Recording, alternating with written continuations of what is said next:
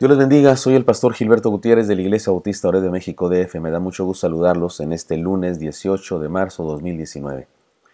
Sabiduría práctica para ser feliz es lo que nos enseñan los proverbios de Salomón. Y estamos ahora en la serie que se llama La verdad en el rostro, basada en el capítulo 29 del libro de los Proverbios. Se trata de casi el final de este libro. He aquí uno más de los últimos proverbios del capítulo 29 de este libro.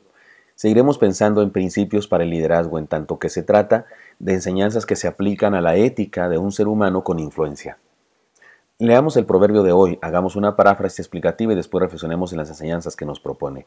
Dice así el versículo 25 de Proverbios 29. El temor del hombre pondrá lazo, mas el que confía en Jehová será exaltado. Paráfrasis. Temer a otros limita la vida del hombre. En cambio, confiar en Dios libera el potencial del ser humano. Reflexionemos en las enseñanzas que nos propone y recuerdan que se trata de una serie que le hemos llamado Principios para ejercer el liderazgo. Ahora encontraremos algunas enseñanzas que nos ayudan a dar solidez a nuestra vida, perfeccionan nuestro carácter y le seguimos llamando Principios para nuestro liderazgo, aunque así se llamó también la serie pasada. El proverbio de hoy nos presenta el antídoto para el complejo del miedo. ¿Tiene usted miedo? ¿Ha tenido miedo y por esa razón ha dejado de hacer cosas que debió hacer o ha hecho cosas que no debía hacer? He aquí la enseñanza para este complejo del miedo. La sabiduría de la confianza en Dios. Nuestro proverbio dice en la versión 60, el temor del hombre pondrá lazo, mas el que confía en Jehová será exaltado. En la nueva versión internacional se traduce así, temer a los hombres resulta una trampa, pero el que confía en el Señor sale bien librado. La traducción del lenguaje actual dice, si tienes miedo de la gente, tú mismo te tiendes una trampa, pero si confías en Dios, estarás fuera de peligro. La nueva traducción viviente dice, temer a la gente es una trampa peligrosa, pero confiar en el Señor significa seguridad. La versión que se llama la palabra dice, el temor humano es una trampa, quien confía en el Señor está a salvo. Y la Reina Valera contemporánea traduce, el miedo a los hombres es una trampa, pero el que confía en el Señor es exaltado. Ahora bien, lo que dice este proverbio es una realidad en la vida espiritual, en la vida de fe, en la vida religiosa.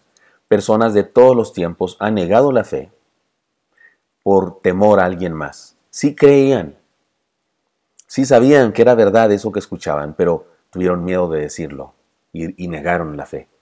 El Señor Jesús lo dijo, el Evangelio de Juan lo dice con respecto al Señor Jesús. Dice así el pasaje de Juan 12:42, con todo eso, aún los gobernantes, muchos creyeron en él, pero a causa de los fariseos no lo confesaban, para no ser expulsados de la sinagoga, porque amaban más la gloria de los hombres que la gloria de Dios. En la Biblia encontramos a personajes importantes, famosos, que a causa del temor actuaron en contra de la voluntad de Dios. El ejemplo más claro del Antiguo Testamento es el de Sara y Abraham. Abraham en dos ocasiones, en Génesis 12 y en Génesis 20, dijo que Sara era su hermana y ocultó que era su esposa, por temor a que le hicieran daño, pues su mujer era muy bella. De hecho, una de las ocasiones le dijo él a su esposa, mira, vamos a decir así, para que me vaya bien. Tenía miedo de que lo trataran más, de que lo mataran para quedarse con su esposa. Y si era su media hermana, porque en aquella época no había dado Dios la ley de la prohibición de casarse entre hermanos, ella era hija de su papá también, pero no de su mamá. Es decir, su padre tenía por lo menos dos esposas y Abraham era hijo de una esposa y su papá, y Sara era hija de otra esposa de su papá.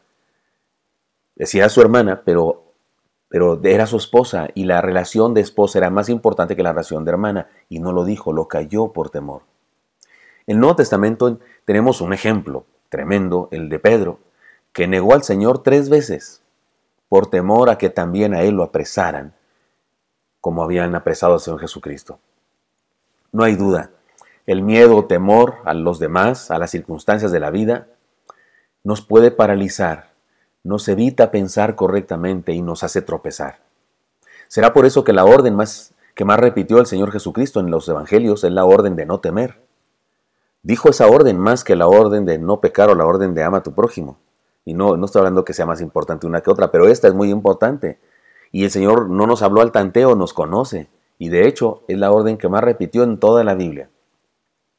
Algunos dicen que hay 365 textos de la Biblia que dicen no temas, pues yo los busqué todos y doy fe de que me parece que es una especie de mito eso que se dice, no hay tantos, pero sí puse en la computadora para buscar todos los textos que dicen no temas, no temáis, no os amedrentéis, no te eches para atrás o cosas así, todas las frases que tenían que ver con no temer, y encontré, sí, más de 200, pero no 365, pero sí son muchísimas veces que Dios dice al ser humano, no temas, no temas.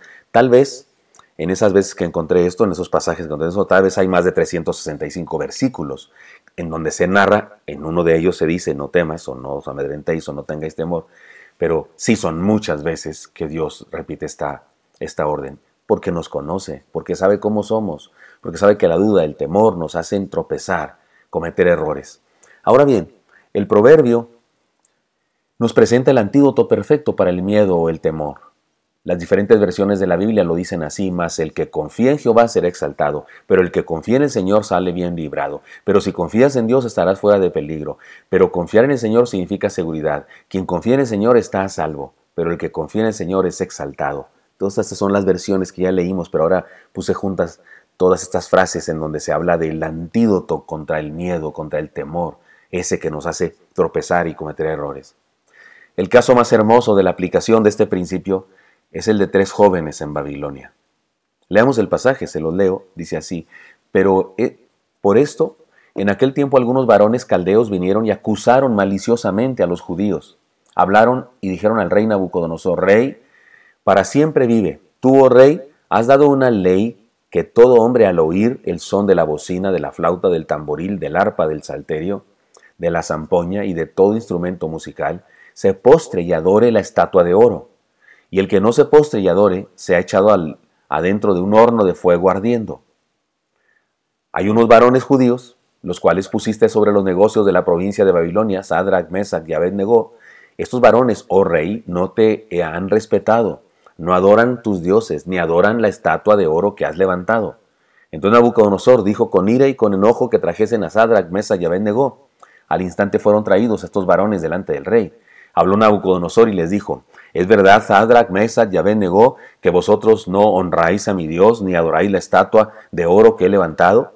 Ahora pues, ¿estáis dispuestos para que al oír el son de la bocina, de la flauta, del tamboril, del arpa, del salterio, de la zampoña y de todo instrumento de música, os postréis y adoraréis la estatua que he hecho? Les pregunta. Porque si no la adoráis, en la misma hora seréis echados en medio de un horno de fuego ardiendo. ¿Y qué Dios será aquel que os libre de mis manos?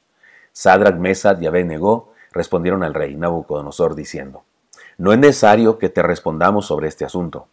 He aquí nuestro Dios, a quien servimos, puede librarnos del horno de fuego ardiendo. Y de tu mano, oh rey, nos librará.